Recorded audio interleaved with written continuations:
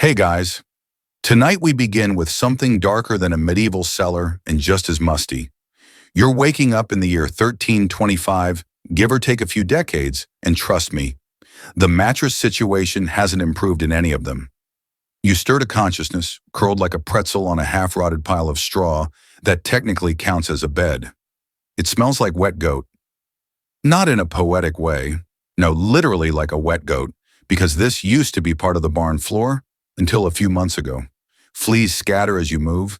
You scratch, but it only makes it worse. No pillow, no blanket, just a wool sack that weighs about the same as a cow and hasn't been washed since last winter. Don't sniff it. You'll regret it.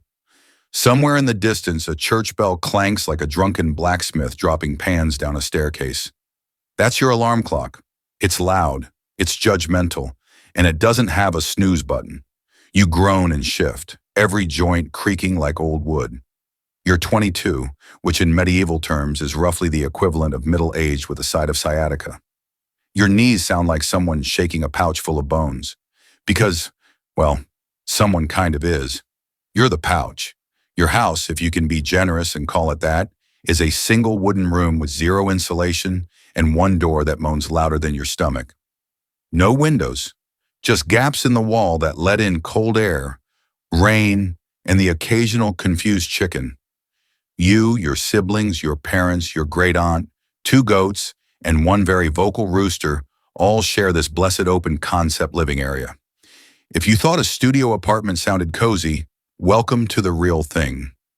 Peasants often lived in tiny huts made of wood, wattle and daub, mud and sticks, and thatch with animals sometimes sheltered inside during bad weather. The smell hits you before you fully rise, a heady blend of unwashed bodies, old beer, livestock breath, mildew, and a sour undertone that might be the dog's corner. Historians argue whether medieval people noticed the stench or just became inured to it. You peel off the damp blanket. Well, peel is generous. It clings with the kind of damp loyalty normally reserved for barnacles. The air bites your skin immediately. The fire went out sometime last night again. Firewood is a luxury, and your family follows the strict shiver-it-out policy. You brace yourself and put your feet on the floor, either damp from rain leaking through the thatch roof or crusty from whatever the chickens left behind. Either way, congratulations. Your toes are now part of the local biosphere. There are no socks, no slippers, no indoor heating. You stretch just enough to pull something in your back and immediately regret everything. But there's no time to complain. The day won't wait. And neither will your mother's increasingly aggressive broom swipes to get everyone moving. Your family wakes up like a herd of grumpy sheep. Privacy? A myth. Your cousin snores like a wheezy bellows.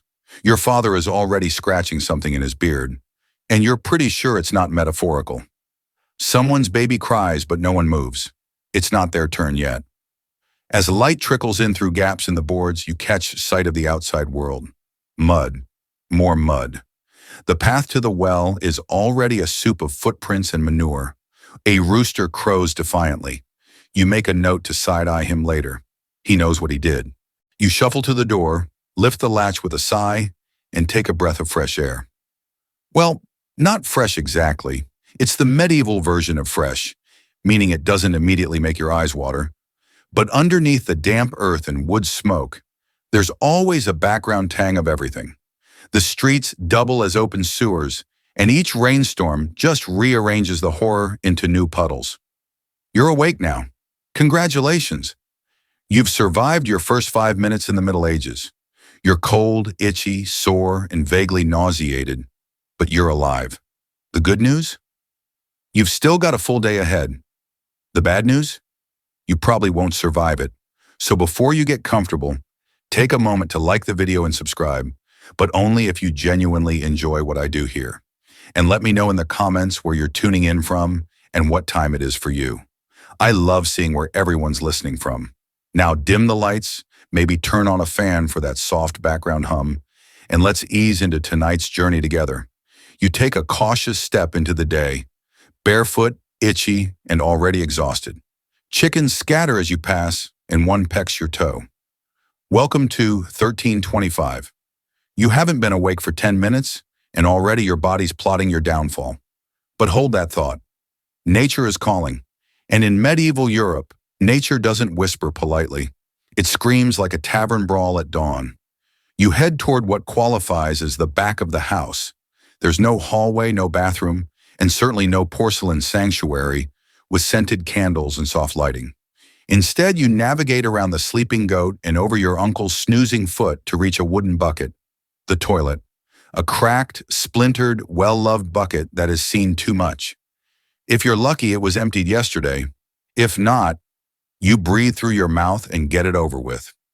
Now that the bucket's full, it's your job to empty it. And by empty, we mean fling it into the street like an Olympic discus thrower. Medieval towns had no sewer systems. Instead, they used open drains or gently sloping roads that helped waste find its own way downhill. Most people simply opened a window or door and flung it, yelling, "Gardle," Old French for "watch out below," as a courtesy. If you're standing in the wrong place at the wrong time, you might get a surprise bath in someone else's digestion. That's not hyperbole. That was 14th century urban planning. If you lived near a river, congratulations. You had an even more convenient dumping site. You dumped waste into the water, and the same river was used for washing clothes, drawing drinking water, and sometimes fishing. No wonder medieval hygiene earned its reputation. Your lunch isn't any kinder than breakfast. There's no proper midday meal cooked in a kitchen. Lunch happens in the field between rows of crops or beside livestock you're tending. A crust of coarse bread, maybe a bit of cheese if someone remembered to save a slice, and a swig from your leather flask of weak beer. You crouch on a stone or a clump of grass and chew, while trying not to think about how much you still have to finish before sunset. Peasants' days were measured by daylight, and work never truly stopped. Some days have moments of hopeful, frantic energy. Harvest season means you're gathering the fruits of your labor and storing grain in wooden bins and woven sacks. There are busy rhythms to it, and every family working together feels like a small triumph. But winter is a different beast. The soil hardens, tools become almost useless, and survival becomes the entire day's task. You chop wood, repair fences, tend cold livestock, and pray your dwindling supplies last until the first green of spring. If you're not farming, your work is just as unkind. It's only different in flavor.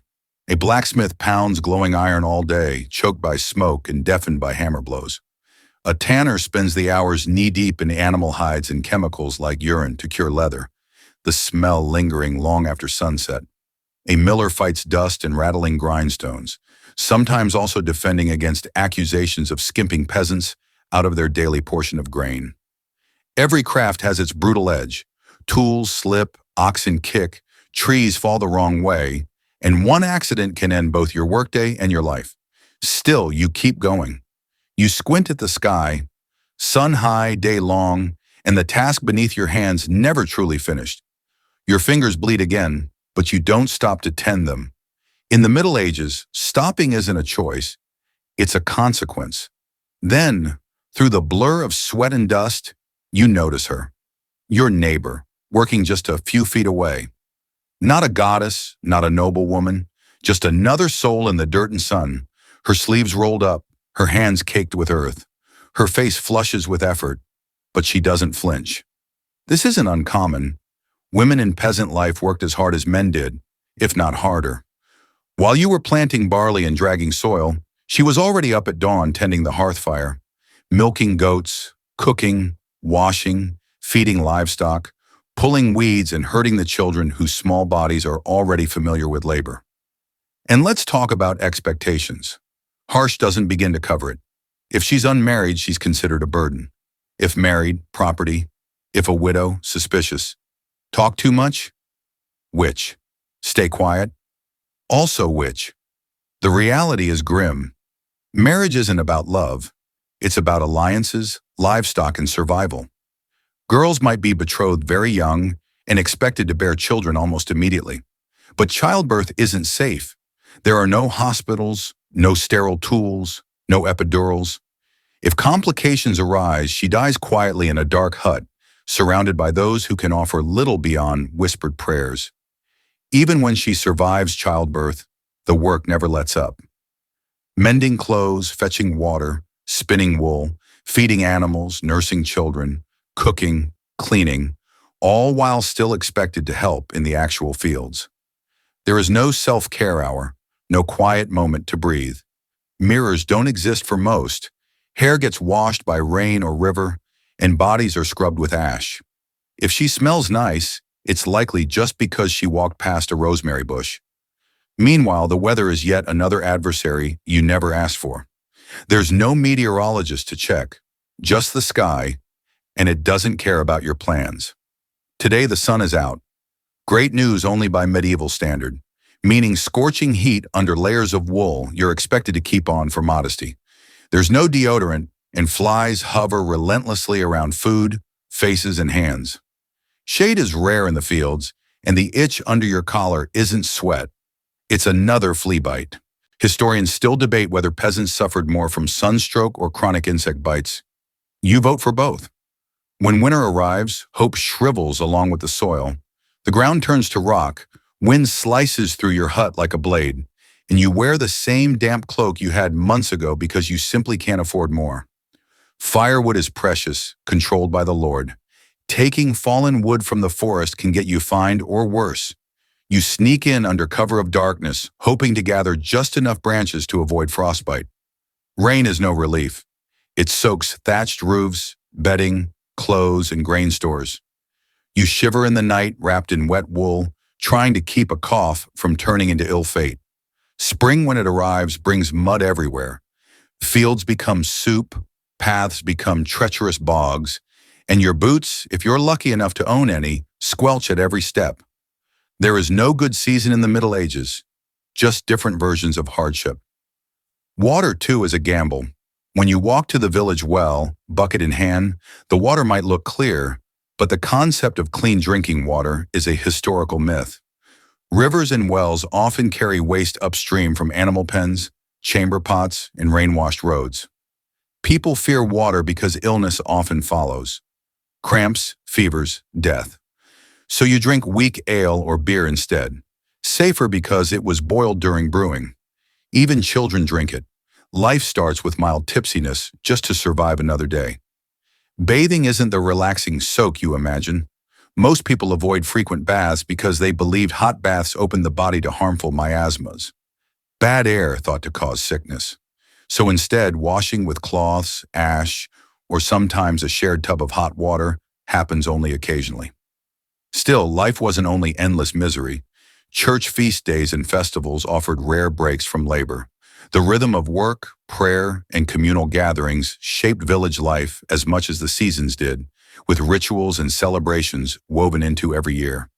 So you stand in the field, the sun above still high, sweat in your eyes and the next task already whispering its name. Shoulder aching, back sore, dust on your brow. This is your day. You breathe deep, switch your tool in hand, and keep going. Because in the Middle Ages, survival wasn't about comfort, it was about endurance. Even amidst all that struggle, people still sought ways to relax and socialize. Villages and towns had their own rhythms of merriment. Music, dance, fairs, and processions tied to the seasons and feast days. Festivals around Christmas, Easter, and the feast day of a town's patron saint brought people together in communal celebrations with dancing, games, pageantry, and music, much like street parties of their day. These events weren't just entertainment, they were crucial for community bonding, marking the cycles of life, work, and faith. But the church was often suspicious of these activities. Clergy sometimes frowned on dancing, dice games, and tavern revelry, warning that such pleasures could lead to sin, lust, or disorder. Drama was welcomed only when it served biblical purposes, and even joyful customs were frowned upon if they seemed too raucous or blurred the line between sacred and secular life. Bathing itself could be a social occasion, much more than a hygiene necessity. In towns with public bathhouses, people would gather not only to wash, but to chat, relax, and catch up on news. Both men and women bathed in some of these places, often at different times. Though by the later medieval period, some clergy criticized them for moral reasons, especially when they became associated with brothels or immodesty. Still, even simple washing mattered. Peasants and nobles alike understood the value of cleaning hands and face, especially before meals. And some texts from the time actually encourage washing as a mark of civility and respect. But no matter how often you washed, you were dirty again the moment you stepped outside.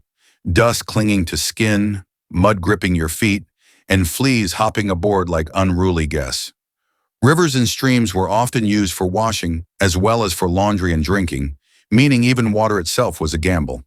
So you splash a little water on your face now from the bucket, ignoring the bits of leaf and that suspicious speck floating on top. It's cold, refreshing, and probably not fatal, you hope. Because in this world, even something as basic as thirst is a gamble. Water is everywhere, but safe water is the stuff of legends. Tonight, when you lie down and your stomach churns, you'll wonder, was it the beer, the soup, the well, or just life doing what it always does, reminding you that survival is never guaranteed? As you trudge through streets that double as ditches and smell like regret, your throat still burns faintly from your mystery drink, and your muscles feel like they've been trampled by an over-enthusiastic ox. Naturally, this is a great time to get sick. In the Middle Ages, illness wasn't just common, it was constant. You could be struck down by fever, the flu, or something more notoriously medieval like dysentery or the dreadful bloody flux. There are no modern doctors, clinics, or antibiotics. Only a village-wise woman with herbs, a barber surgeon carrying tools that look straight out of a horror tale, and a priest with holy water and ominous certainties. If someone suggests that illness is caused by imbalanced humors, blood, phlegm, yellow bile, and black bile, bloodletting with leeches or a blade is their idea of medical intervention. The options are grim. You might be purged with herbs, given concoctions made from powdered bones and fermented oddities, or prayed over as if possession were the cause. Sickness could mark you as cursed, and fear, not sympathy, often follows the ill. Plague still lingers in memory. The frightening names bubonic and pneumonic send shivers through villagers whenever they're whispered. When the sun dips below the treetops and the village glows under long golden shadows, you'd like to think the day's misery is over. But evening brings new duties and discomforts. Dinner is the same pottage you had at breakfast. Lukewarm, questionable, and seasoned only with smoke and resigned hunger. Any meat is dried or salted, vegetables are whatever's in season, and spices are a dream as distant as the moon. The rats, now part of the household chorus, rummage behind walls as you eat beside your family, sharing a single spoon. You think about tomorrow. It'll be more of the same, because in the Middle Ages, choice is a luxury for nobles and priests, and you're neither. At night, you return to that bundle of straw and damp wool you call a bed. Humans, animals, insects, and drafts share the space without discrimination. Cold creeps through gaps in walls and settles on your toes like a judgmental cat. Light comes only from the low embers of the hearth or the rare candle if someone has afforded one. And when you close your eyes, it's with the knowledge that in this world, each breath is both a victory and a risk, and morning brings it all back again. The night stretches on, the village exhales, and the world outside is a dark, patient observer.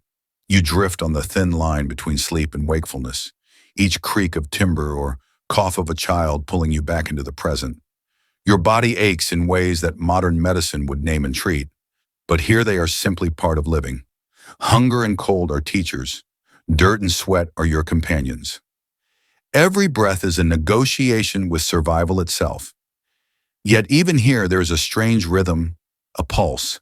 The fire crackles and dies, then flares again with a reluctant puff of smoke. The baby coughs and is soothed. The dog shifts and curls closer. The wind whispers through the trees. Life is fragile, yes, but persistent. And tomorrow it will come again. You will rise to the sun, if it rises, and meet the same mud, the same chores, the same uncertainty. And yet there is a strange dignity in endurance, a kind of sacred resilience in facing the unrelenting world day after day.